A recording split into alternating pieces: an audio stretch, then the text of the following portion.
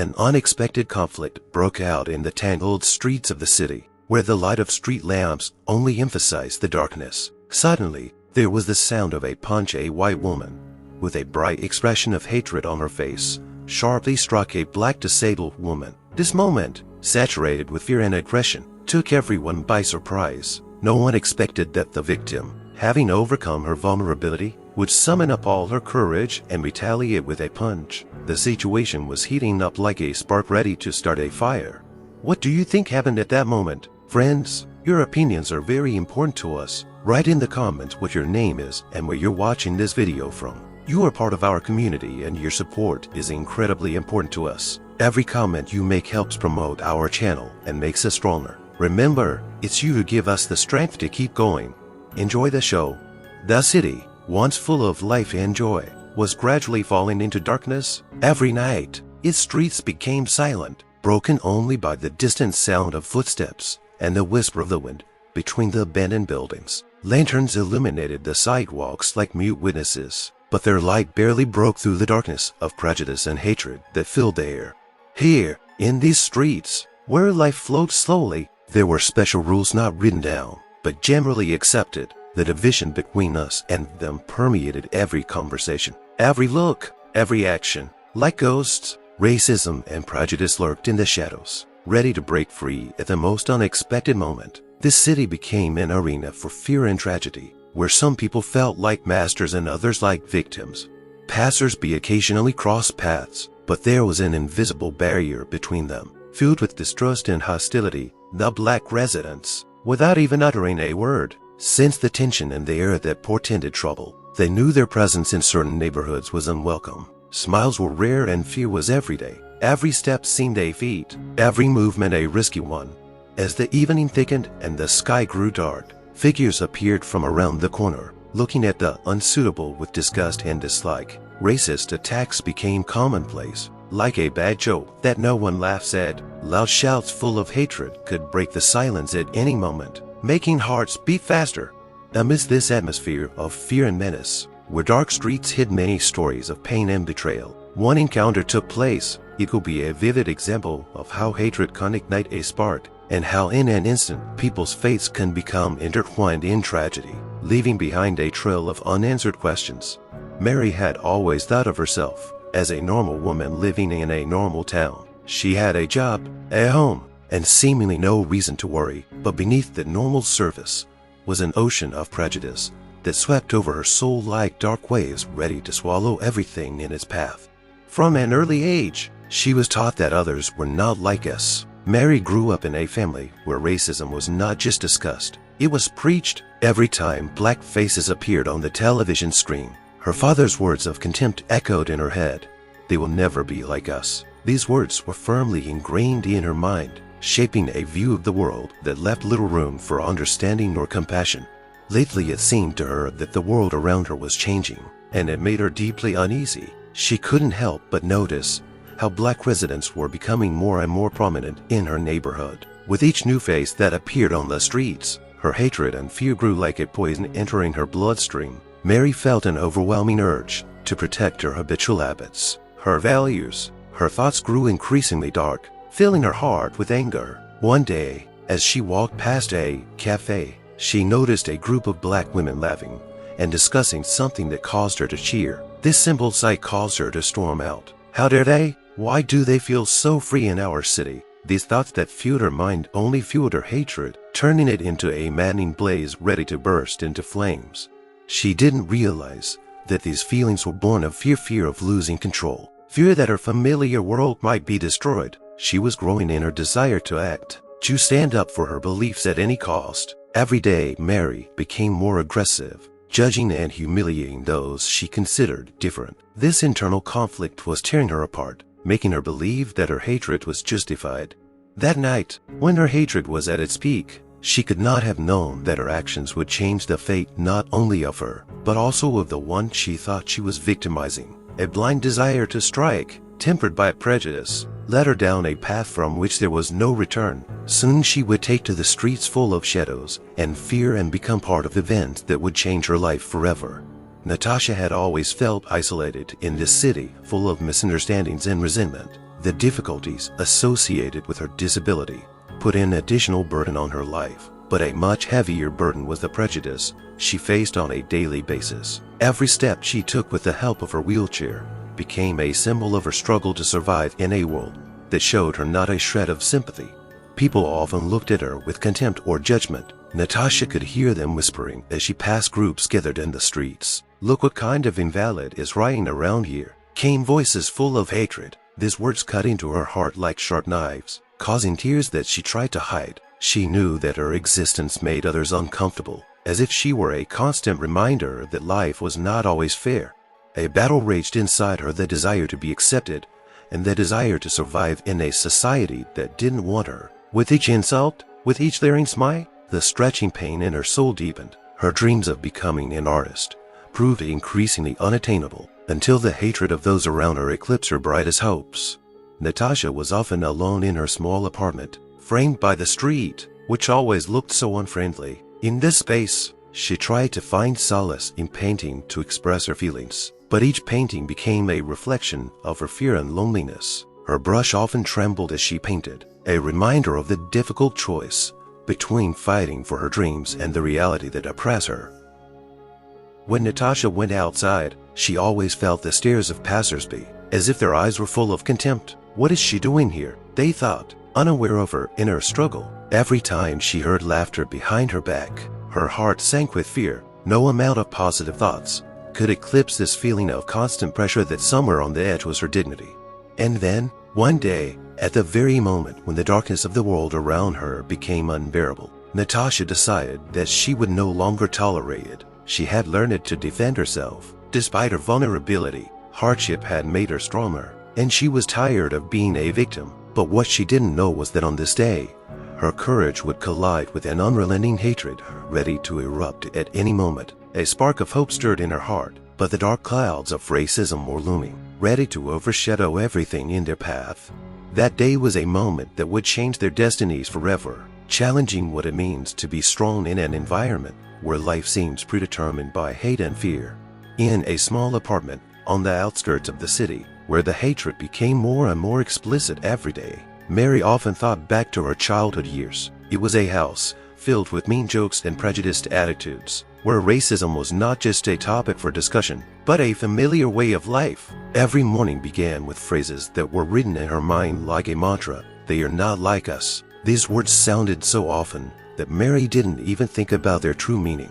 Her mother, a woman of strong character, had instilled in her daughter from childhood that black people were a danger, a threat to white society. Mary watched her mother react with disdain to every black passerby, as if they were not just people but monsters. These lessons were ingrained in her soul and over time became part of her identity. At school, sitting at her desk, she felt privileged, enjoying the stares of her classmates as they discussed those people. "You don't want your daughter to be friends with them," her mom would say, pointing to kids who looked different. Although Mary had never interacted with black children, she didn't realize how deeply rooted these prejudicial beliefs were in her heart. Racism in her family became not only the norm, but part of the legacy. As Mary grew up and had children of her own, she continued to pass on this hatred without thinking of the consequences. Her sons and daughters looked at the world with the same contempt she had once viewed black people with. They couldn't know what true friendship and interaction was because their upbringing was built on fear and resentment. Natasha, on the other hand, had no way to escape this legacy. She heard ostracism and hatred from white people as the voice of generations of persecution, making her feel like an outsider in her own town. With each humiliation, with each whisper behind her back, she realized that it was only a continuation of the racial animosity that was ingrained in the minds of her abusers.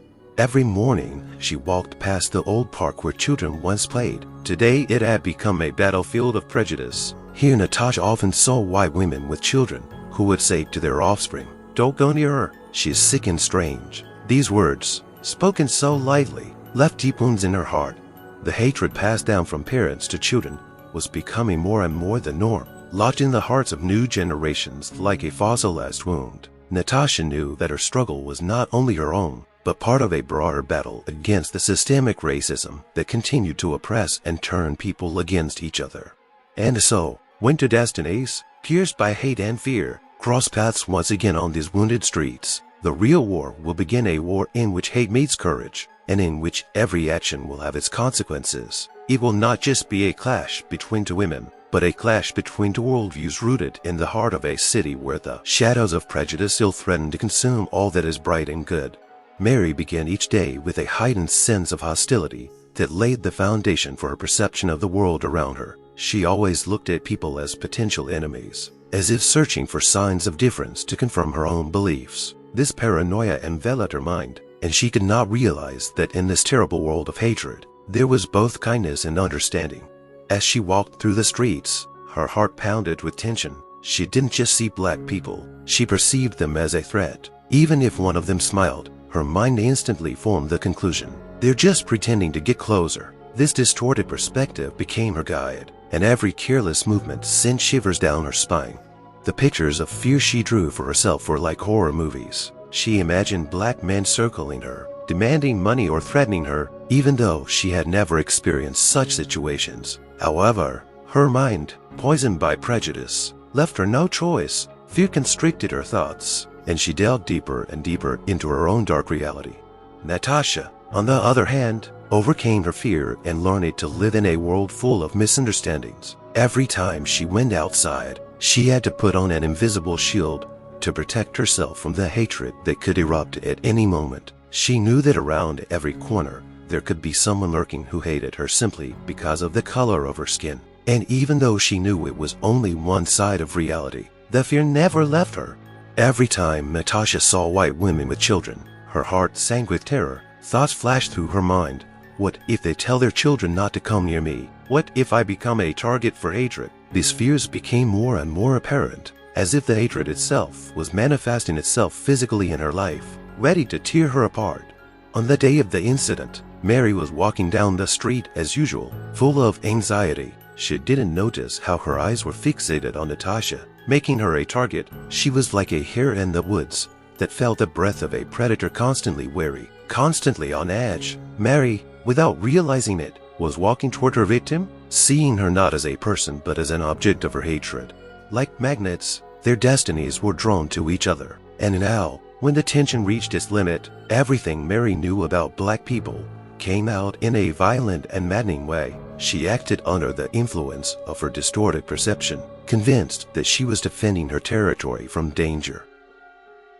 Natasha, meanwhile, felt her fears becoming a reality. She knew that her world was a world in which her life depended on the opinions of others. These thoughts were building up like a storm, ready to rain down on her fragile existence. Each new step toward the exit became not just a movement, but a challenge that required incredible courage on her part. Thus, viewing the world through the lens of racism shaped a reality in which fear and hatred ruled, leading to tragic consequences that would soon erupt in streets full of fear and tension. In this moment, when two people, overwhelmed by their own biases, collide, they will become hostages to their worldviews, victimized by their hatred and fear. The sun, through the clouds, was slowly sinking below the horizon, coloring the sky blood red. The streets of the city filled with shadows, and the evening air became heavy and ominous. Mary walked out of her house, feeling the hatred inside her ignite like a spark ready to ignite everything around her. She walked down the familiar streets, not noticing how her steps became more and more confident and her gaze more and more piercing. At the same time, Natasha tried to avoid the gazes of passers-by as she left her apartment. Every step was difficult, but she knew she had to be strong. Her wheelchair creaked as she moved along the sidewalk, and with each new sound, her fear grew. She realized that her presence would always bring resentment and judgment, and it was the heaviest burden to exist in a world where prejudice defined her life. Suddenly, crossing the narrow sidewalk, their gazes met. It was a moment when time stood still. Mary, full of confidence in her convictions, looked at Natasha with obvious contempt. There was a sense of power in her eyes, as if she was ready to show who was in charge. Natasha, for her part, felt fear growing inside her. She recognized that look, a look of hatred that made her feel humiliated and helpless. At this point, both women were held hostage to their preconceptions. Mary, seeing Natasha as a symbol of everything that frightened her, held back her anger. Her inner monologue revolved around the thoughts. Why does she dare to be here? Why doesn't she go where she belongs? She didn't realize that her own fears were pushing her to do crazy things. Natasha, on the other hand, sensing this tension, rooted herself in her wheelchair, trying to squeeze herself into a corner. Tears came to her eyes, but she quickly held them back, fighting the urge to back up and hide from the cruelty she knew so well. The encounter was the culmination of her fears. Their gazes met, and an invisible tension hung in the air. Suddenly, as if on cue, Mary took a step forward. "Get out of my way! You're not here," she said, her voice sounding cruel and insistent. The lunge was merely a reflection of her underlying hatred, born out of fear. Natasha, who had not expected such a reaction, felt her heart racing, and with each new word Mary said, her fear turned to pain. "Why are you doing this to me?" Natasha said faintly, her voice trembling with fear and humiliation. The question hung in the air, but the answer was an unsolvable riddle. Mary, blinded by her anger, couldn't see that the person in front of her was a human being, and not just a representative of the group she hated. She didn't realize that her words were a blow that destroyed not only Natasha, but Natasha herself. At that moment, as the hatred and fear reached its limit, something happened that would change their lives forever. Mary, fist clenched, threw a punch, and Natasha, full of pain and depression, responded in shock. This wasn't just a clash between two women. It was the culmination of thousands of years of hatred passed down from generation to generation. The tragedy of their encounter permeated the air like a storm cloud about to burst into a heavy downpour. In that instant, both women became not just participants in a fight, but the embodiment of a system consumed by hatred and bias that killed the humanity in both of them. Like thunder on a clear day, Mary's aggression exploded, filling the air with the acrid odor of hatred. The hatred that grew out of her preconceived beliefs spilled out in words that rained down on Natasha like a hail of barbed arrows. Every word she spoke was filled with anger and contempt, as if she wanted to crush everything Natasha represented. "You think you're allowed to be here? Wrong place, Dark One," Mary pronounced, her voice harsh and ruthless. The words sounded like a sentence, as if she was the judge and Natasha was the defendant, deserving punishment for her existence. Mary did not realize how her own fears and prejudices were generating this violence, but at that moment, she only felt the satisfaction of being able to humiliate someone. Natasha stood in her wheelchair, pressed against the cold metal, her heart hammering in unison with every word she said. She could hear Mary's screams echoing in her head, fueling her fear and vulnerability. Like lightning ripping through the sky, each insult left deep scars on her soul. She knew she had no recourse. She had nowhere to run. "You can never understand what it is to be human," Mary continued, as if she herself were undoubtedly right. Her own hatred only fueled this wave of aggression, and she couldn't stop. Hatred blossomed in her heart like a flower full of life, but poisoned by terror. Her eyes reflected contempt, which made Natasha feel even more vulnerable.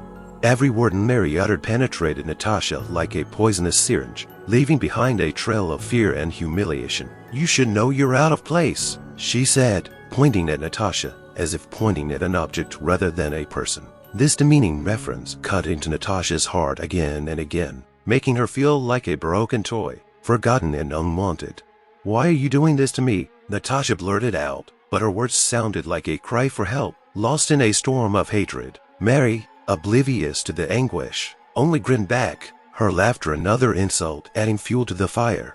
At that moment, when the air was filled with their screams, Natasha felt her eyes fill with tears from helplessness. But the tears, not wanting to show weakness, quickly dried on her cheeks. She could not allow herself to break down. Her struggle for existence was too important. She wasn't just a victim, she was a symbol of resistance, but right now her strength was leaving her.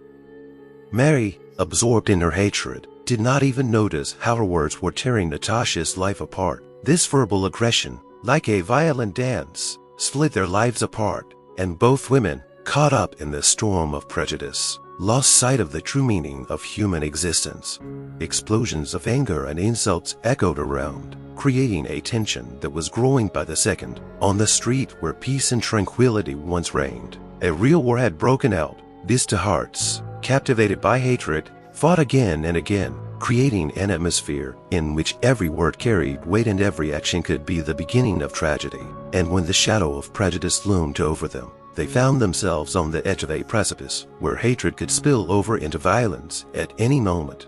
The world around them became frowning in silent anticipation as Mary's angry words merged into screams of hatred. With each insult uttered to Natasha, the air grew heavier and heavier, as if time had slowed to a crawl, foreshadowing something terrible. The gaze of the passers-by, who at first had been merely curious, gradually became more wary. They all had a premonition that something bad was about to happen. Mary, absorbed in her aggression, suddenly felt the hatred in her reach a peak. She couldn't think, only act. "Why are you still here? Aren't you ashamed?" she shouted, her voice piercing the ear like a sharp blade. All of her preconceptions came together in a single instant as she stepped forward sharply, ready to give in to the impulse that had long been preparing to tear her from the inside out. In this mad rush, in which fear and rage were intertwined, Mary took a step towards Natasha and, gathering all her strength, struck a blow. That moment, short and sharp, was a catastrophe that shocked not only Natasha but everyone around her. She had not expected that her existence and so long silence would lead to her being the object of physical violence. The blow struck Natasha's face, and at that moment her world seemed to shatter. Shock and pain pierced her, as if her own body had betrayed her. Natasha's eyes widened in surprise and pain as she realized that these were not just words, this was an action that could change everything. The sounds around her became indistinct, as if they were cut off from reality. Passers-by, who had initially watched the conflict with curiosity, now frowned, their hearts beating in unison with horror. No one had expected Mary's aggression to escalate into physical violence. Like a storm, tensions flared, and a sense of panic and shock hung in the air. In spite of the horror and pain, Natasha felt something more than fear awakening in her. Suddenly she remembered her own battles and how long she had had to endure humiliation. The pain that spilled over her face was just another drop in the ocean of suffering she had endured. Gathering her strength, Natasha couldn't just remain a victim. She gritted her teeth and responded instantly. As if her body was ruled by instinct, she struck back, her arm raised for a moment, and the gesture was her response not only to Mary, but to anyone who had ever felt helpless and overwhelmed. This blow was not just physical, it was an act of resistance, reviving her pride. But even in this response, there was still tragedy in the air. Mary hadn't expected her victim to fight back, and the retaliation made her even more furious. The sound of impact echoed throughout the neighborhood, causing people to recoil in awe as if they were witnessing something sacred and terrifying at the same time. The crowd gathered around, and everyone in it stared at the scene, unable to believe their eyes. It was a clash not only of two women, but of two worlds, a world permeated by hatred and a world seeking freedom and the right to defend itself. In that moment, as though violence rained down on them, they both became not just victims, but symbols of something more than just personal enmity. With each passing second, the tragedy grew like a fire engulfing a forest, and no one realized how far this battle, which had only just begun, could go. The streets, once full of life and hope, were now filled with an atmosphere of fear and tension, where every step could be the last and every word the last breath. The moment Natasha responded to the blow, a storm erupted in her mind. Memories of the past, full of humiliation and pain, filled her mind like dark clouds obscuring the light. Every blow of fate, every taunt, every cruel word spoken to her face rose to the surface, merging into a single sensation of fear and rage. Fear gripped her heart like an iron vice, preventing her from breathing. She knew she should have been stronger in that moment, but chaos raged inside her. Every corner of her being was screaming, "Don't answer me, just go away." But her pride and desire to protect herself drove her forward. Her whole life had been a struggle and a hell. When the moment came when she could finally say, "Enough," fear tried to stop her. When she felt her arm rise in response to the blow, her mind was filled with memories in an instant. She remembered the faces of the people who had once laughed at her when she tried to show her individuality. Their snide remarks about how she didn't fit in the world. She remembered how she was teased at school, how she was isolated because of her disability, and how verbal and physical attacks often became the norm in her life. But now, in this new context, when her life was threatened by physical aggression, everything changed. Her body, as if by instinct, sprang into action, while her mind stubbornly tried to persevere, as if on the edge between two worlds, fear and courage. She felt tension fill her muscles. It was the only thing that gave her strength. The moments that passed seemed like an eternity. On the one hand, Mary, biting her lip, ready to strike again. On the other, Natasha, full of determination and fear that was building up in her like a wave ready to crash over her. An inner voice whispered to her, "Don't do it. You know it could lead to the worst." But another voice, stronger, shouted, "Protect yourself. Don't let them defeat you." In this silent dialogue that was going on in her head, Natasha understood that this was not just a struggle for survival. This was her opportunity to show the world that she was not a weak victim, that even in her vulnerable state, she was capable of standing up for her rights. "This is my moment," she thought, her mind clearing, and all the fears that had held her back before began to recede. She looked at Mary, a woman who, despite her hatred, could be a reflection of her own fears. "I will not be your victim," she told herself, and in that moment, fear became her ally. It gave her resolve, allowed her to focus on action rather than powerlessness. Natasha finally gathered all her strength and struck back with determination. It wasn't just a physical act. It was an act of resistance that was going to break down the walls of prejudice and hatred. Every moment of her inner struggle became a catalyst, and the fear that had once paralyzed her now became a fire that lifted her to her feet.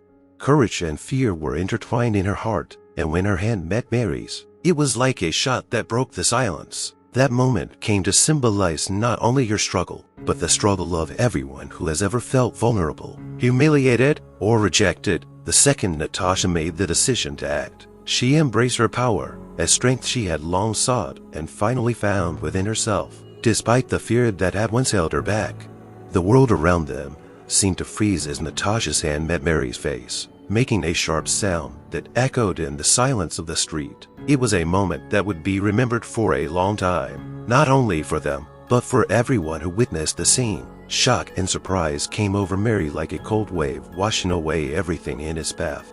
She had never expected that her victim, a disabled woman, whom she had thought weak and defenseless, would be able to fight back. It was so unexpected that her first reaction was not rage, but utter confusion. A multitude of thoughts flashed through her mind like lightning in a stormy sky. How dare she? Why didn't she break? These questions fluttered about like wild birds, but none found an answer.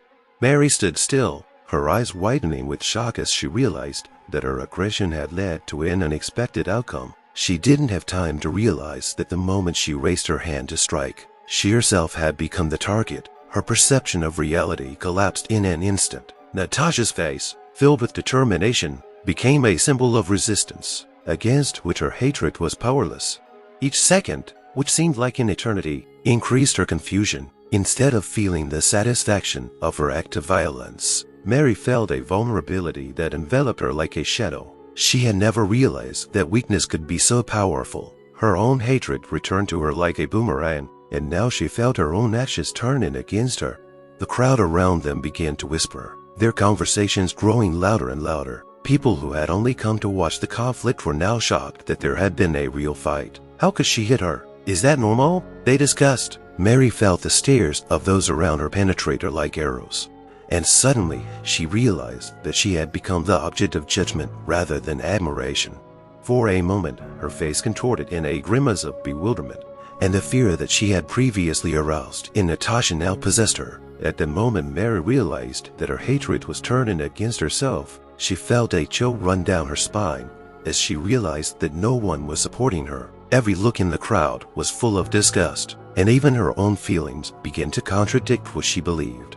Gritting her teeth, Mary prepared to strike back, but her hand slowly lowered. As if trapped, she couldn't decide what to do next. Her mind was filled with thoughts of superiority and humiliation, of how easy it had been to attack, but now she was facing the consequences of her aggression. Natasha, looking at Mary, realized that her retaliation was not only an act of self-defense, but an eye-opener for both women. She had not just defended herself, she had shown that even those who seemed defenseless could resist when necessary.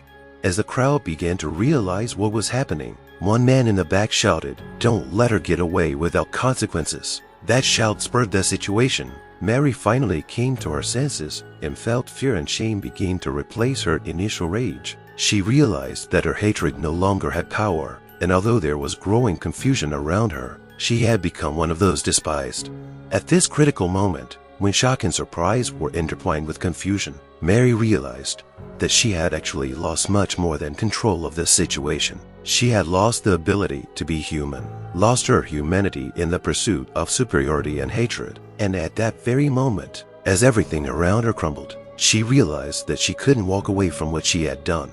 The crowd that had gathered around the conflict began to move like a swarm of bees, frightened by the intrusion of a predator. Their eyes reflected shock and anxiety as they watched the two women clash. Everyone present sensed that the situation was quickly spiraling out of control, and fear gripped them, making them think, "What if this happens to me?" Some onlookers stood with bated breath, unable to take a step forward. They felt as if they were being held hostage to a moment in which physical violence and racism were being played out before their eyes. The presence of evil created an invisible wall, separating them. On one side were those who hated, on the other were those who suffered. This wall left passers-by in a state of confusion and horror. What if she hits me? What if one of us gets hurt? Similar thoughts were running through everyone's mind. People began to exchange glances, and each hesitantly sought support from the others. But instead of showing solidarity, they only backed away. This fear, growing with each passing moment, created paralysis and inaction when they should have done something.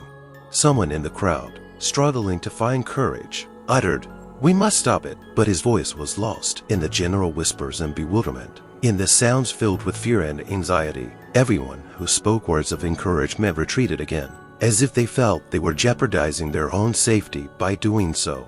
The faces of the bystanders turned pale with fear. The woman closest to Natasha and Mary bit her lip and clenched her fists, wanting to do something, but not knowing how. Her heart was pounding in a way that seemed to drown out the argument itself. She felt torn between the desire to intervene and the fear of the possible consequences. It seemed to her that with one move she could become a victim like Natasha, and that fear overwhelmed her.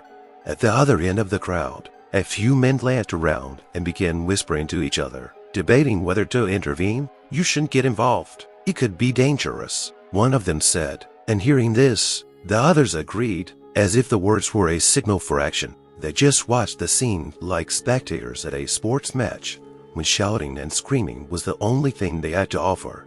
But this silent observation was a terrible reminder of how often fear of violence causes people to remain inactive, even when they see injustice. At this point, darkness enveloped the street, and the faces of the onlookers became increasingly tense. Each of them realized that in their silence, they too had become complicit, as if everyone who did not intervene had given their consent for the aggression to continue. Mary, who had lost control of the situation, felt her fear intensify. With every look she caught in the crowd, it became more and more clear to her that her hatred was not only unsupported, but condemned. She felt her enemy's fear become her own. At this critical moment, as Natasha, driven by a desire to protect herself, and Mary, overwhelmed by confusion and aggression, stood against each other, there was a threat in the air. Each of the bystanders felt trapped not only by the conflict, but also by their own helplessness. Breaking the silence, they knew that in this moment, they could become part of this story if only they had the courage to intervene. But fear restrained them, creating an invisible barrier, and everyone remained in place, as if paralyzed by terror. The inner voice of each spectator whispered, "Don't risk it. It's better to just watch." In this confusion, when Mary's hatred met Natasha's self-defense, the street became an arena not only for the physical struggle, but also for the inner battle of everyone who witnessed it. Natasha stood in front of Mary, her heart pounding like a drum, beating the rhythm of her growing determination. Despite the rage overwhelming her, her inner fear still whispered to her, "You won't make it. You're too vulnerable." But in that moment, as she looked into the eyes of her abuser, something changed. A sense of power awoke in her, as if she had gathered the strength that had always been inside her but had gone unnoticed. Past humiliations began to surface in her mind. She remembered walking past those who cast scornful glances at her, being teased at school, and being confronted every day with the dislike and prejudice that society had for her simply because of the color of her skin. This hatred came out of the mouths of people she once considered acquaintances, and their insults became her constant companions. But now, instead of hiding from them, she decided to use those memories as fuel for her fight. Natasha realized that all these years she had been struggling not only with her physical disabilities, but also with the prejudice that was growing like a sinister virus. She felt that racism, which was a manifestation of fear and hatred, not only hurt her, but also robbed her of the ability to be herself. This realization gave her strength, and a flame ignited within her that illuminated the darkness of fear. Gathering all her courage, Natasha took a step forward. She remembered how many times they had tried to destroy her dignity, and that memory gave her confidence. Her body became ready for action and her mind for resistance. She no longer wanted to be a victim. She didn't want to remain speechless when the stones of hatred were thrown at her.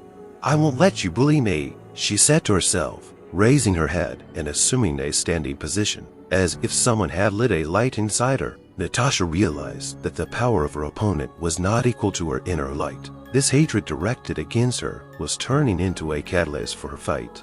Every corner of her soul realized that this situation was not only a personal struggle, but a struggle for everyone who had ever experienced similar humiliation. Her inner voice was screaming, "You are not alone." Natasha thought of those who had struggled before her, of ancestors who had stood up to oppression, of people who had fought for their rights despite all the hatred they faced.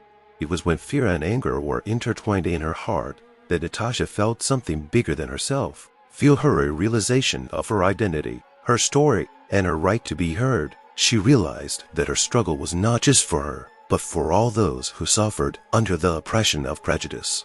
Determination appeared on her face. This woman standing in front of her, though full of hatred, could not deprive her of what she had earned through her own labor, respect for herself. And in that moment, as her inner fear began to dissipate, Natasha lifted her head and looked into Mary's eyes with complete resolve. "I'm not afraid of you. I deserve better than that." This message was heard not only by her, but also by the crowd watching. People began to realize that they were witnessing something more than just a conflict. They were watching a moment of awakening, where someone finally decided to confront evil instead of just hiding from it. It was a reminder to anyone who has ever experienced fear that it is necessary to overcome one's own demons when confronting hatred.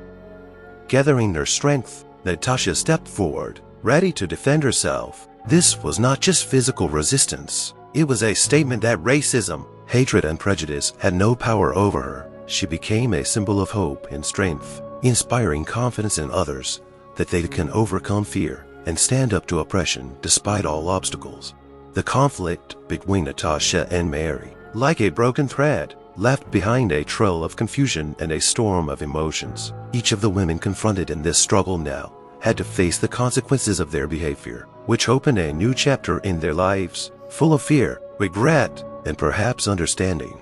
For Mary, the incident was a shock that turned her world upside down. When she came to her senses after her aggression was met with a firm rebuff, a wave of shame and bewilderment was building up inside her. She stood there, surrounded by people who now looked at her not with respect but with judgment. Every glance was like a chilling prick, a reminder of her own actions and beliefs that seemed to have suddenly lost their power. Back home, Mary locked herself in her room, her thoughts reeling in chaos. She could not escape the image of Natasha, full of determination and courage. This was not just a clash between two women, it was a conflict of ideologies, a clash of hatred and courage. Mary found herself face to face with her own prejudices and realized that she herself had fallen victim to her own illusions of superiority. Questions began to arise in her mind. Why did I act this way? What pushed me to take this step? These reflections stirred something new inside her, a spark of doubt that had previously faded under the weight of hatred. She began to realize that her behavior was not just an accident. It was a reflection of her upbringing, her environment, and the ideals she had adopted from her surroundings. With each day spent in confinement, her isolation became more burdensome. Mary thought more and more about how her hatred and prejudice affected her life and the lives of others. She felt torn, on the one hand by a society that expected her to continue her hatred, and on the other by her own soul, which demanded understanding and redemption. Natasha, on the other hand, also faced the consequences of the incident, but her path was different. After the collision, she felt renewed, as if something internal had freed her from the heavy burden she had been carrying all these years. Although fear and pain were still a part of her life, now they no longer defined her. Instead, her courage and determination became her main allies. After gathering her strength, Natasha decided to seek support from her community by sharing her story with others. She started attending support groups where people gathered to discuss their experiences and share their experiences. There she met people who were also suffering from racism and prejudice, and this helped her realize that she was not alone in her suffering. Together they began to discuss how to change the perception of racism and hatred in society and how they could be overcome.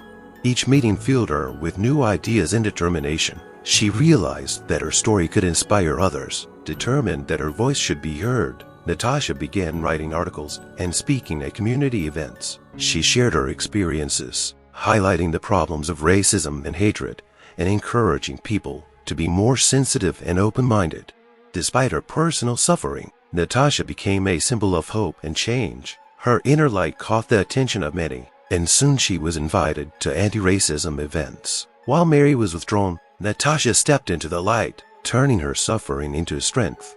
Thus, the two women, who were on different paths, began to realize the consequences of their actions. Mary, immersed in introspection and confusion, confronted the dark side of her beliefs, trying to make sense of how her hatred had affected her life. Natasha, on the other hand, overcame her fears, gaining strength and confidence, transforming her suffering into positive action, inspiring others.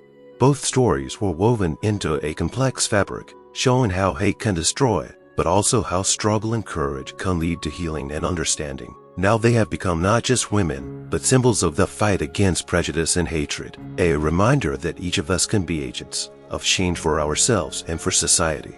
The incident between Natasha and Mary became more than just a local event. Its echoes spread far beyond the streets where it occurred. Social media was filled with discussions. Videos of the conflict went viral, and the community erupted. It sparked a vigorous debate about racism, hatred, and self-defense.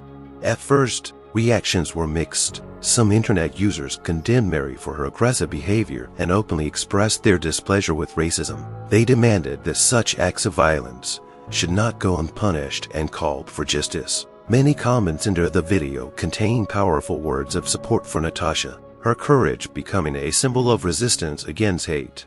However, as in any public debate, there were those who tried to justify Mary's actions. They argued that her behavior was a reaction to provocation and tried to reduce it to a conflict between two individuals, ignoring the underlying issues of racism. Such views only intensified the controversy and led people to share their stories of similar encounters, which only fueled the discussion. Community organizations fighting racism and hatred quickly reacted to the incident. They began holding rallies, discussions, and educational seminars to draw attention to the problem. These events attracted both supporters and opponents, and the streets of cities were filled with voices calling for unity and understanding. Natasha, who actively participated in this wave, became one of the faces of the movement. She spoke at rallies, shared her experiences, and urged everyone to stand up to racism and not to shut themselves off. Each of us must take responsibility for our actions and words, she said, her voice resounding with strength and conviction.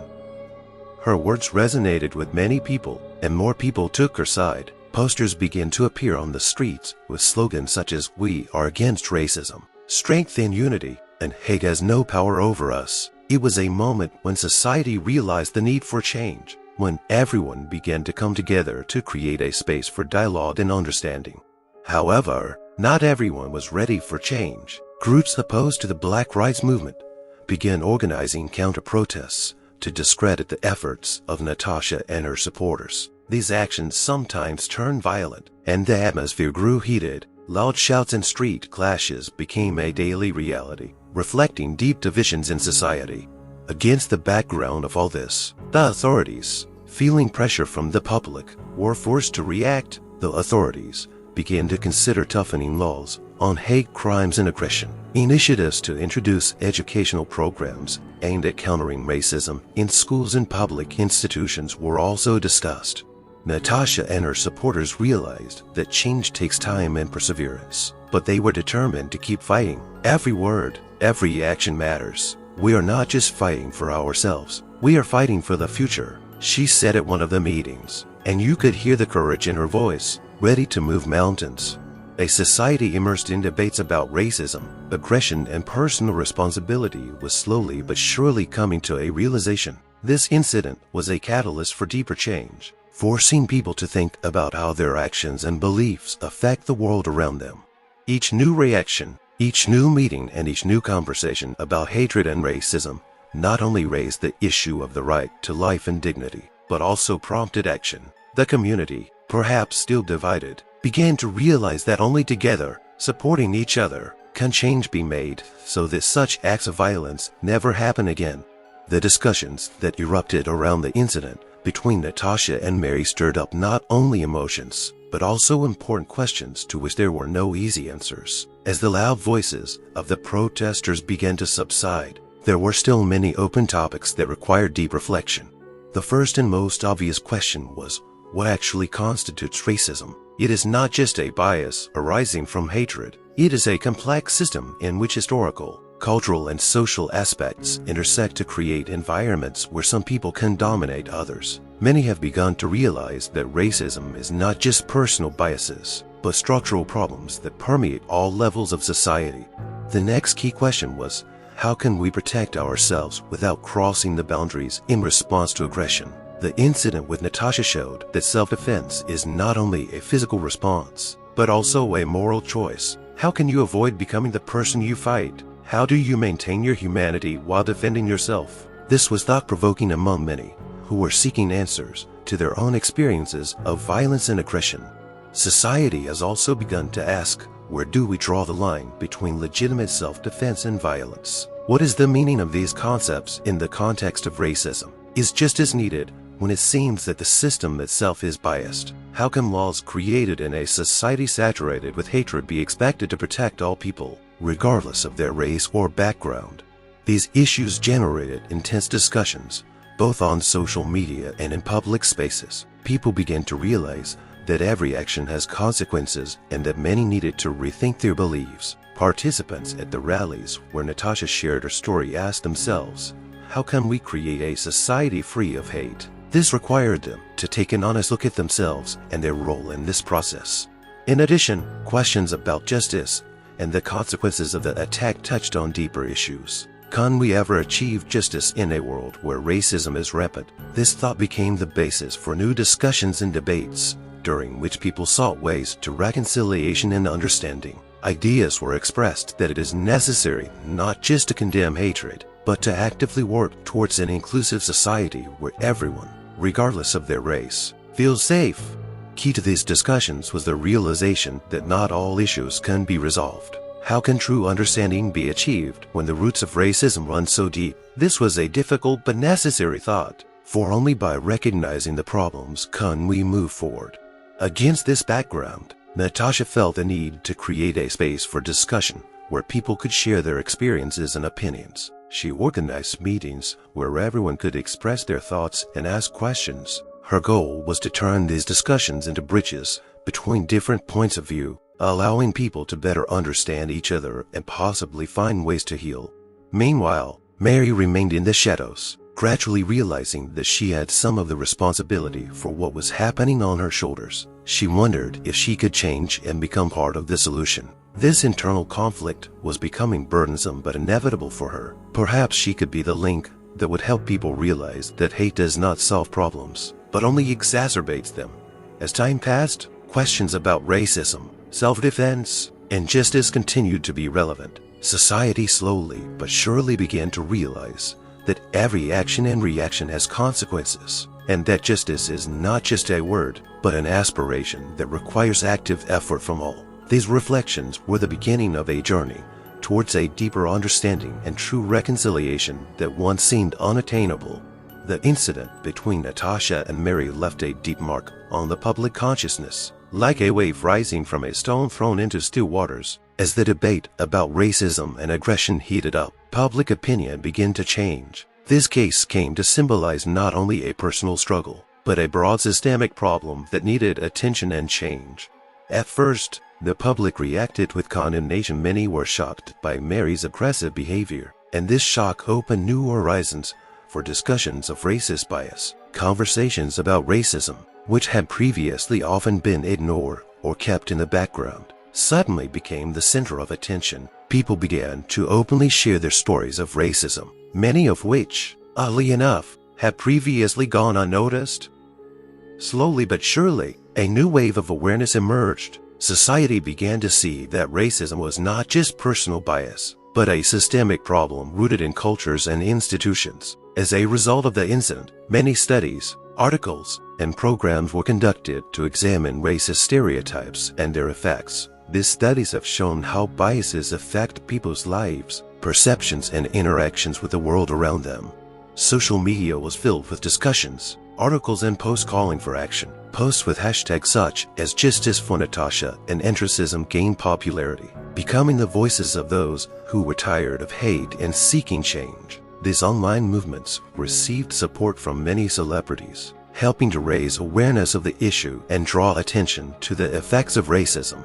However, not all the changes were positive. The community also faced unrest and division. Some groups tried to use the incident to justify their hatred and bias. They claimed that such incidents distorted reality and used it to promote their violent ideologies. These movements, like traumas, were painfully visible, reminding us that the struggle for equality and justice is still far from over. While some advocated for deeper understanding and change, others attempted to reduce the conversation to personal responsibility, arguing that racism is not systemic, but is merely the product of individuals. This approach created divisions and provoked controversy, but ultimately emphasized the need for deeper analysis and open dialogue about racism. Natasha, who became a symbol of the struggle, realized that her story and her actions mattered. She actively participated in new initiatives and shared her experiences at workshops and conferences. Her goal was to inspire others to be active and aware, showing that the fight against racism is not only a matter of personal responsibility, but also a collective commitment to change. In that moment, Natasha asked herself an important question: how can we transform our pain into strength? The answer turned out to be in coming together. She organized meetings where people could share their stories and discuss their experiences, creating a space for mutual understanding and healing. These events became the basis for the human rights movement, which grew and developed, gaining more and more popularity. Moreover, people began to realize that change was only possible through education and dialogue. Schools began to introduce programs to combat bias, and local organizations worked actively to create inclusive environments. The legacy of the incident thus became a powerful catalyst for change that raised questions that needed to be answered. While some continued to resist change, the majority of the public realized that only together could they create a society free of racism. The incident became a symbol of struggle, and its effects will be felt for a long time, emphasizing the importance of the ongoing struggle for justice and equality. Gradually, the incident between Natasha and Mary became a catalyst to bring people from different walks of life together. While hatred and prejudice tried to divide them, a deeper realization of the need for change prompted people to take to the streets, uniting under the banner of justice and equality. This process was difficult but beautiful, full of hope and willingness to change. The rallies, initially organized as a response to aggression, quickly turned into mass events where people from all over the city came together to say, "Enough!" They came from all walks of life: black, white, Hispanic, Asian, young and old, and they all shared a common goal: to stop racism and hate. Powerful voices were heard at these meetings, and each speaker shared their story, their experiences, and how hate had touched their lives. People began to realize that their suffering and struggles, though different, had common roots. They realized that when they unite, their strength increases and they can stand up to those who sow hatred. Natasha became one of the brightest leaders of this movement. Her story inspired people, and she spoke about how important it was not only to speak out against hate, but also to create positive change in society. At rallies, she called for understanding and support. "We are not just fighting against hate, we are creating love and unity." Her words resonated with many. Society began to see racism permeate all areas of life, and this became the basis for the formation of coalitions and alliances. Groups that may have previously been isolated from each other began to collaborate, working on common projects and programs aimed at education, awareness, and support. More and more people realized that racism could not be defeated alone. It required joint efforts and unity. Local artists, musicians, and writers began using their talents to raise awareness about racism. They organized exhibitions, concerts, and literary evenings where they discussed issues of equality and justice. The arts became a powerful tool to communicate the importance of fighting against hate to a wide audience. Natasha also began initiating mentoring programs for young people from different communities, helping them develop the leadership and skills needed to combat bias. She realized that the future depended on the new generations and sought to pass on to them the knowledge of how important it is to support each other and unite against hate. Uniting against hate led to the creation of new initiatives at the local government level. Activist groups became actively involved in drafting new legislation aimed at combating racist crimes and increasing education about racism in schools. Local governments, under public pressure, began to pay more attention to issues related to bias and work to create inclusive communities. However, not everything went smoothly. As the movement against racism grew, so did the opposition. Groups supporting racist ideologies tried to discredit activists by organizing provocations and demonstrations to intimidate those advocating for change. These actions only served to strengthen the resolve of those in the movement who continued to stand up for their ideas. Each new rally, each new meeting confirmed that uniting against hatred was possible, and this sent a powerful message to everyone. People began to realize that only together could they create a society free of racism, and that this struggle was not only for themselves, but also for the future of their children. Every speech, every word spoken at these meetings lifted morale and inspired others. So, united, they began a new chapter in their struggle, and this unification had one common goal: to end hatred once and for all, creating a bright and equal future for all. After the incident, Natasha became a symbol not only of the fight against racism, but also of the power of unity. Communities began to actively support her, showing solidarity and a desire to make a difference. This support has been a powerful source of inspiration for Natasha and all those who have experienced bias and violence. From the first days after the incident, Natasha felt a wave of love and support surrounding her. People came to her with flowers, letters, and social media messages full of encouragement. At rallies and meetings, activists loudly proclaimed, "We are with you, Natasha." This support gave her strength and confidence that she was not alone in her struggle. Local human rights organizations came together to offer Natasha resources and assistance. She participated in several events where she was given the opportunity to share her story, talk about her experiences, and inspire others. Psychological support, legal assistance, and educational programs were organized specifically for those who had experienced violence and bias. This support system demonstrated that the community was willing to fight for justice. Amidst this activism, Natasha began to receive offers to speak at human rights conferences and seminars. Her story became an example of resilience and courage, inspiring many to take action. Natasha spoke about the importance of coming together to fight hate and shared how community support helped her cope with the effects of aggression. "We don't just survive, we thrive together," she said, and these words resonated with people. The campaign to support Natasha grew into something more. Community leaders began organizing events to build unity and mutual support. These meetings became spaces for people to talk openly about their experiences, share their stories, and seek solutions to problems related to racism. Every time Natasha took the stage, the room was filled with applause and shouts of support. It was not just a recognition of her courage, but a symbol of unity for change. Local businesses began to actively participate in supporting the movement. Many of them organized special campaigns aimed at raising funds for human rights charities. Programs aimed at raising awareness of racism and its consequences became part of their corporate social responsibility. This gesture became a sign of solidarity and a desire to contribute to a better society.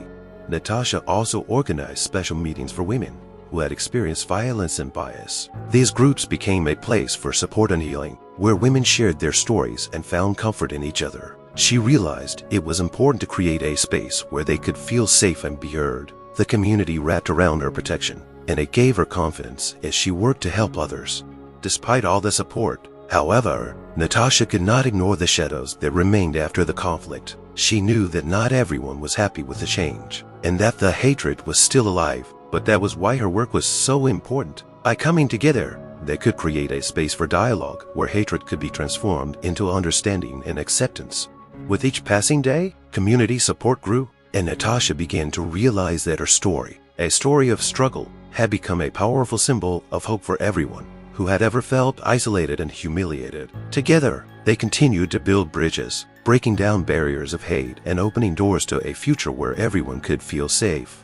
The power of unity became the main theme of all their meetings. People realized that by standing together, they could create a world where hate had no place. Natasha became more than just a symbol. She became a leader, showing how even after tragedy, light and hope can be found when everyone unites against hate. This power of unity reminded everyone, more than ever before, that they are not alone in their struggle and that together they can make real change.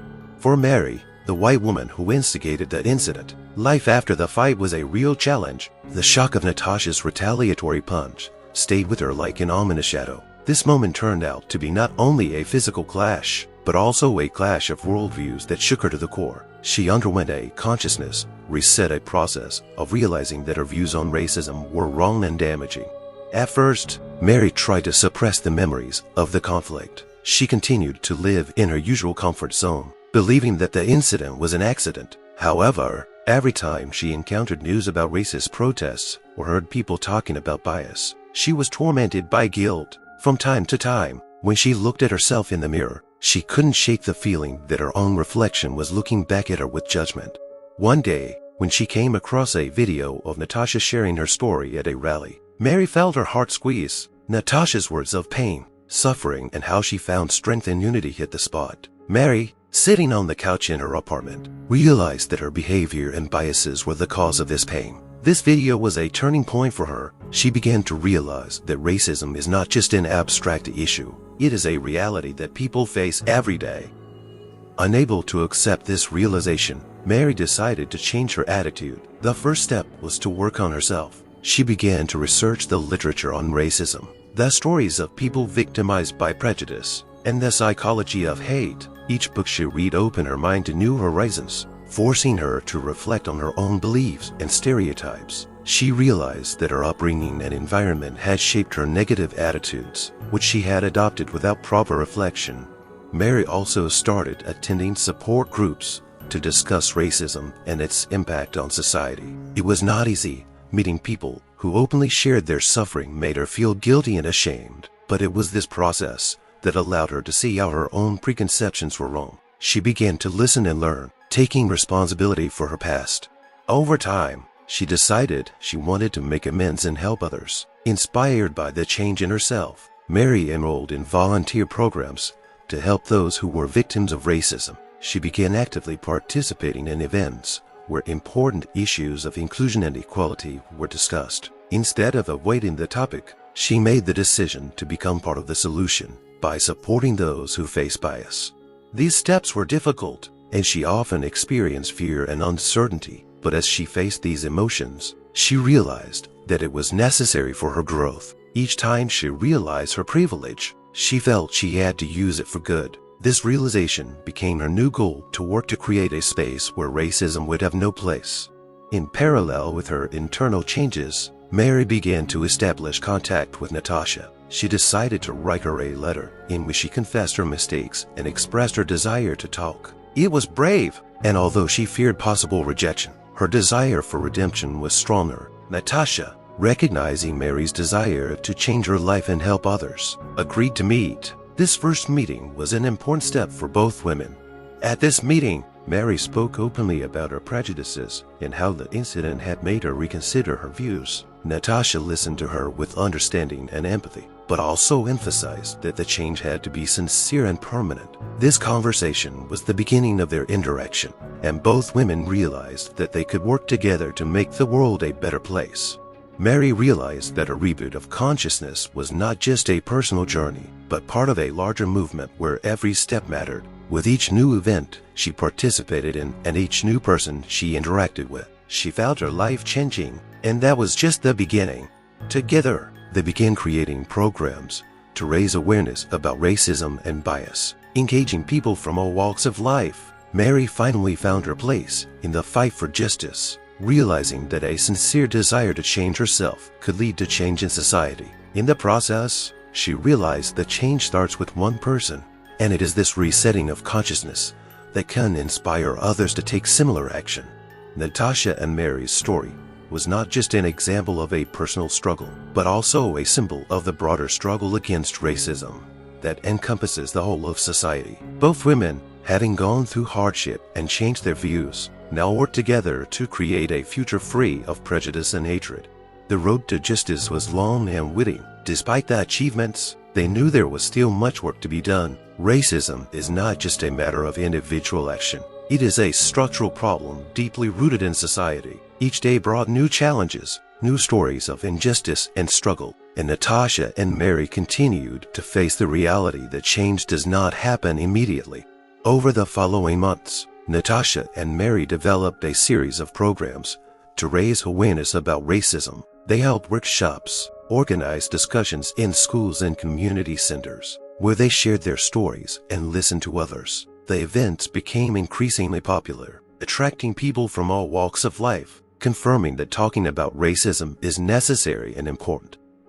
They also actively collaborated with local organizations working on human rights issues. These groups helped shape strategic initiatives aimed at changing legislation, improving education about racism in schools, and creating more inclusive public spaces. Each new endeavor was a step forward, but the work took time and patience.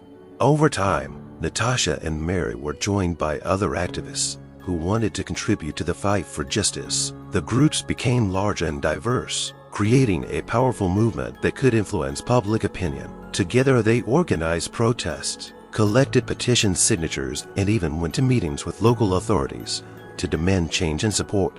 Despite their successes, Natasha and Mary had some difficult moments. Sometimes they faced mistrust and criticism, especially from those who did not believe that change was possible. But they always remembered their own stories and how difficult it was for them to overcome their biases. These memories served as a source of inspiration, helping them to continue their struggle.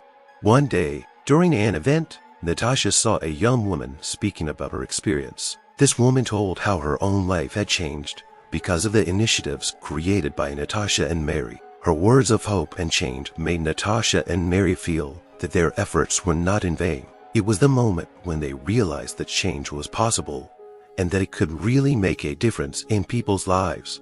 In this way, their work continued. With each step, with each story, they inspired others to take action. As they watched support grow, they began to realize that the path to justice will not always be straight and easy. It would be a constant struggle, requiring patience and perseverance.